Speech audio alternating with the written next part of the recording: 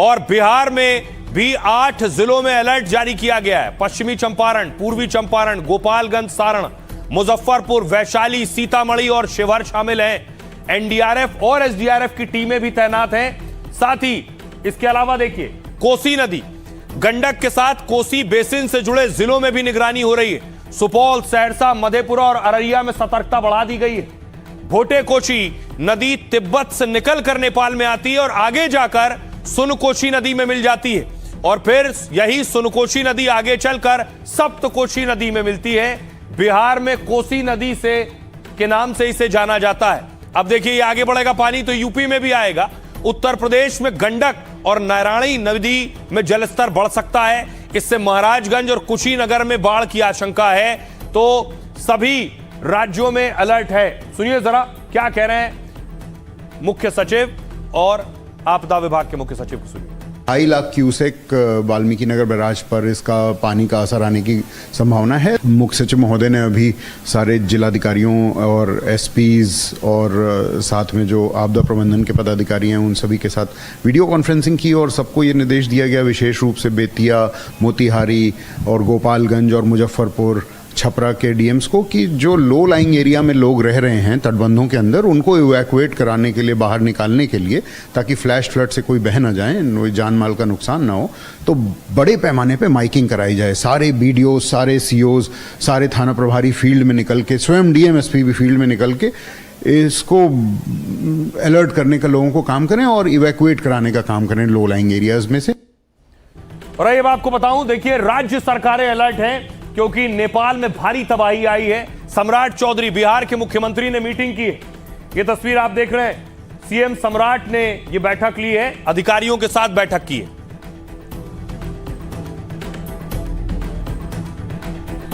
अब देखिए राज्य सरकारों की तैयारी क्या है। उनके राज्य तक ये बाढ़ का पानी अगर पहुंचेगा तो कैसे निपटना है। नेपाल में तबाही के बाद बिहार में हाई अलर्ट है। गृह मंत्री अमित शाह ने सीएम सम्राट चौधरी से बात की है। अमित शाह ने हर संभव मदद का भरोसा दिया है। एनडीआरएफ टीमों को तैयार कर दिया गया है। बिहार में आपदा प्रबंधन विभाग ने अलर्ट जारी किया है।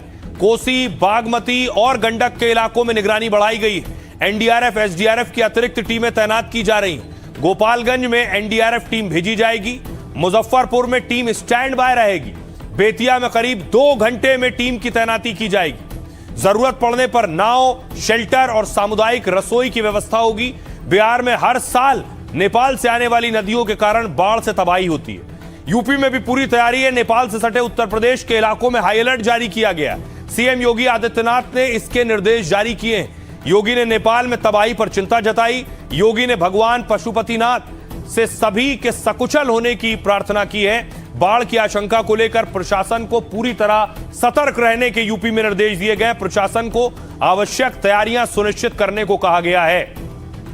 सुनिए जरा एनडीआरएफ कमांडेंट क्या कह रहे हैं। बहुत हाई अलर्ट पे है क्योंकि ये साधा जो सारा नीचे डाउनस्ट्रीम आता है ये गंडक को ही स्ट्राइक करेगा और वहां पे जो बैराजेस हैं, जैसे जैसे बैराजेस से पानी छूटेगा तो उसमें नीचे की स्थिति में बाढ़ आने का अंदेशा है। पूरा एडवाइजरी दे दिया था स्टेट गवर्नमेंट्स को कि इसमें बाढ़ आने का अंदेशा है। तो हमारी एडिशनल टीम्स भी तैयार हैं।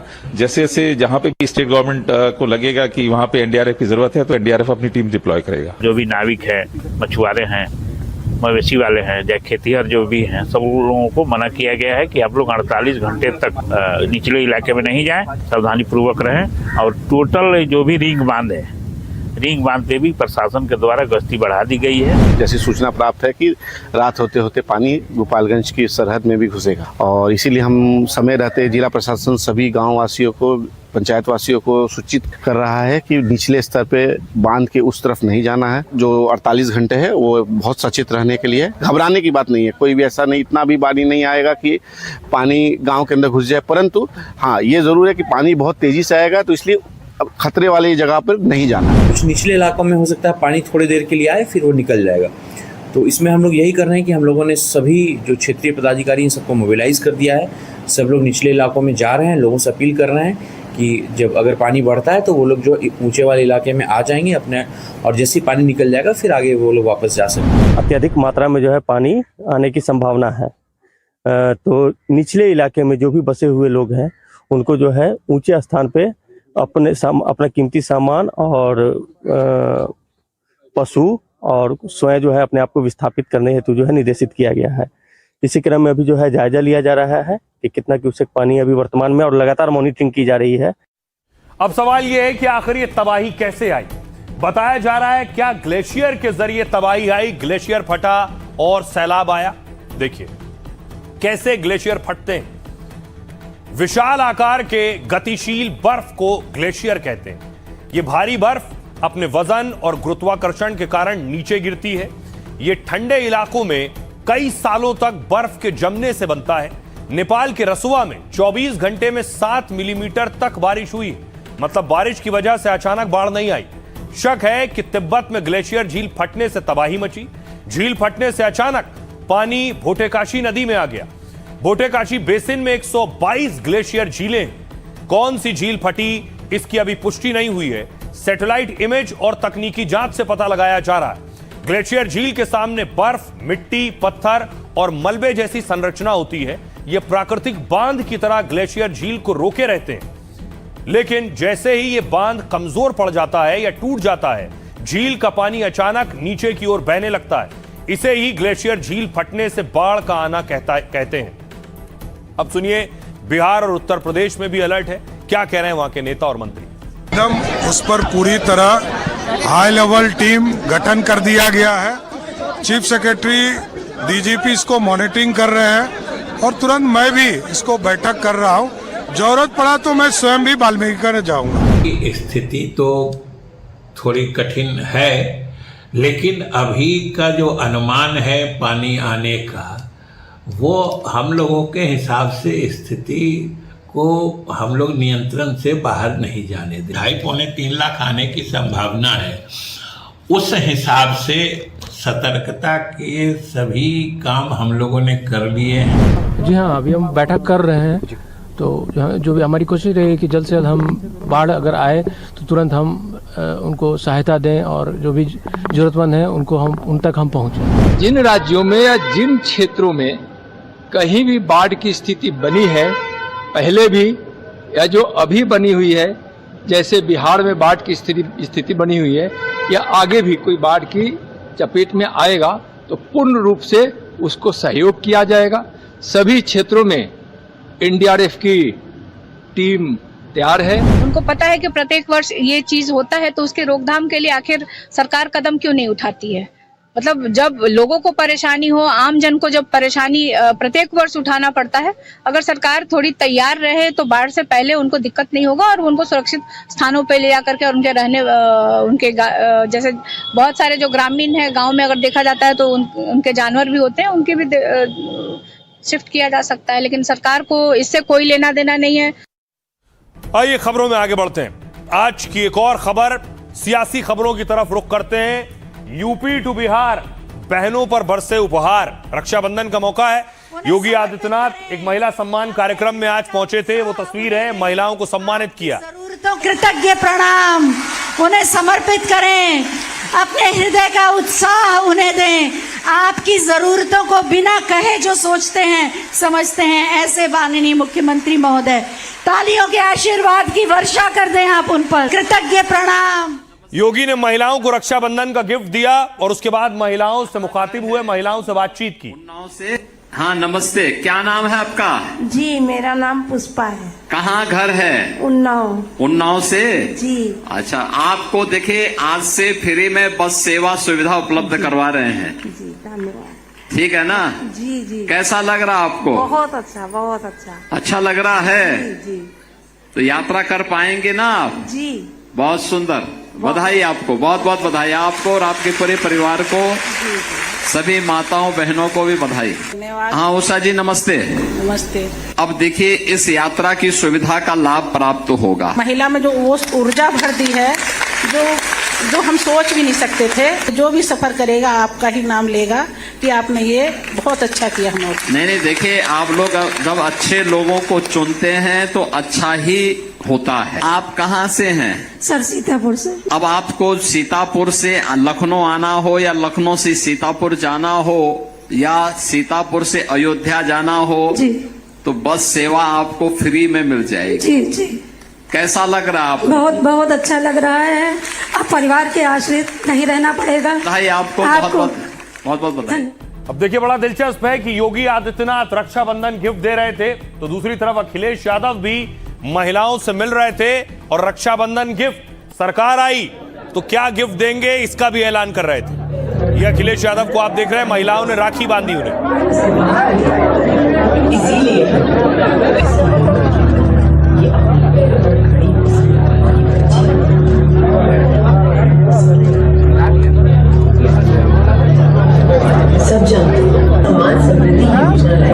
दूसरी तरफ देखिए, सभी सरकारें आगे रहना चाहती हैं, कोई पीछे नहीं रहना चाहती। सम्राट चौधरी, बिहार में सम्राट चौधरी ने भी राखी बंधवाई और तोहफे दिए। और आज उनके द्वारा हमारे माननीय मुख्यमंत्री महोदय को रक्षाबंधन के उपलक्ष्य में राखी बांधी जा रही है। पुलिस दीदी रीमा कुमारी और रुचि कुमारी। कार्यक्रम के उपरांत माननीय मुख्यमंत्री महोदय मोटरसाइकिल का लोकार्पण है माननीय मुख्यमंत्री महोदय द्वारा। और आज उनके द्वारा हमारे माननीय मुख्यमंत्री महोदय को रक्षाबंधन के उपलक्ष्य में राखी बांधी जा रही है। पुलिस दीदी सम्राट चौधरी राखी बंधवा रहे थे, क्या गिफ्ट दिया है महिलाओं को आपको बताऊंगा। दूसरी तरफ देखिए, दिल्ली की मुख्यमंत्री रेखा गुप्ता भी महिलाओं के कार्यक्रम में थी। रक्षाबंधन से पहले लक्ष्मी योजना की शुरुआत की है, वो योजना जिसमें महिलाओं को राशि दी जानी थी। चुनाव से पहले यह वादा किया गया था।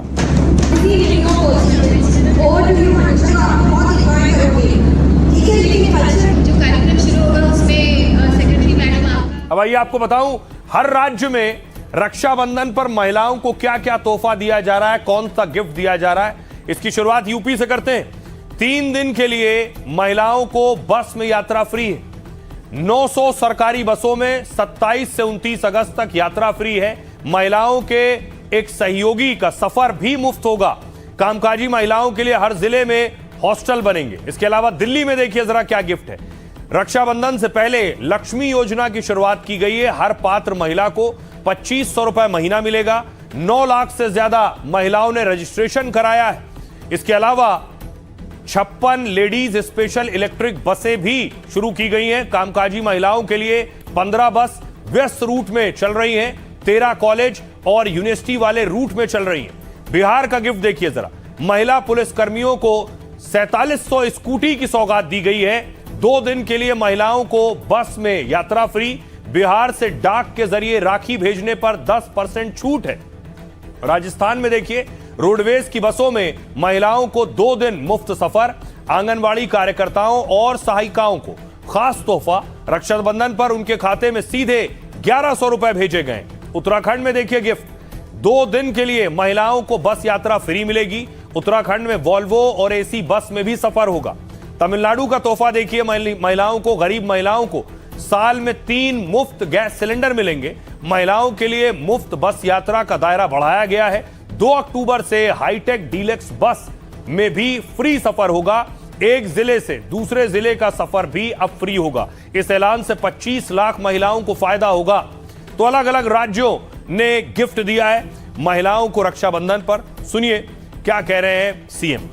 आपका किराया अब हम लोग देंगे, सरकार आपका किराया भरेगी। कल से लेकर यानी 27, 28 और 29 को तो हर बेटी, हर बहन, हर माता अपने एक सह यात्री के साथ उत्तर प्रदेश परिवहन निगम की बस में या सिटी बस की सेवा में निःशुल्क यात्रा कर लेगी। 29 के बाद 60 साल से ऊपर की माताओं के लिए बस यात्रा आईडी कार्ड उनका प्राप्त होने पर, वोटर आईडी कार्ड हो या आधार कार्ड हो, उस आधार पर फ्री में वो यात्रा रहेगी। दिल्ली की बहनों को 2500 रुपए देना हमारा संकल्प है। तो आज ये दिल्ली लक्ष्मी योजना को वास्तविक रूप में जनता तक पहुंचाने के इस दिन पर मैं दिल्ली की बहनों को खुश देखकर बहुत खुश हूँ।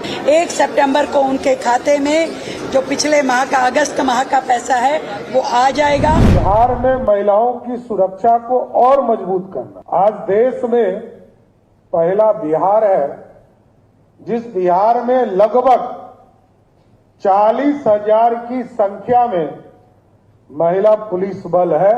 इस देश में कोई दूसरा राज्य नहीं है, सिर्फ बिहार है। अब एक और बड़ी चीज ये है, बेशक महिलाओं को रक्षाबंधन गिफ्ट है, लेकिन जहन में सियासतदानों के चुनाव भी होता है। यही वजह है कि कोई पीछे नहीं है महिलाओं को लुभाने में। सबसे पहले देखिए, महिलाओं के लिए योगी आदित्यनाथ ने झंडी दिखाई और फ्री बस सेवा शुरू की है।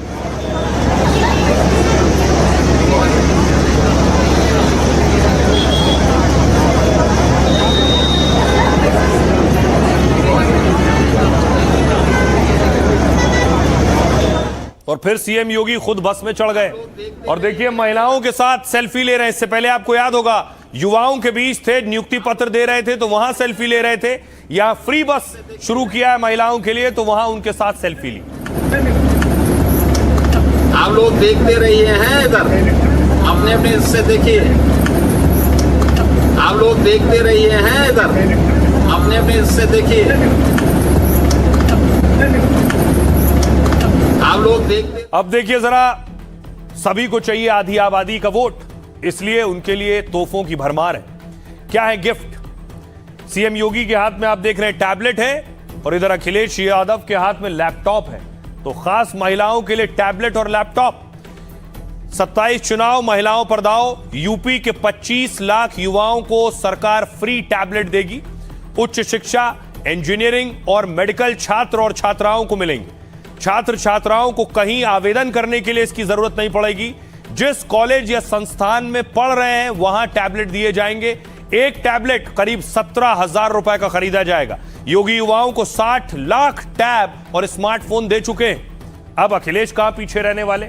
यूपी में 12वीं पास हर छात्र को हम लैपटॉप देंगे, अखिलेश कह रहे हैं। 2012 में जब अखिलेश सीएम थे तब योजना शुरू की थी।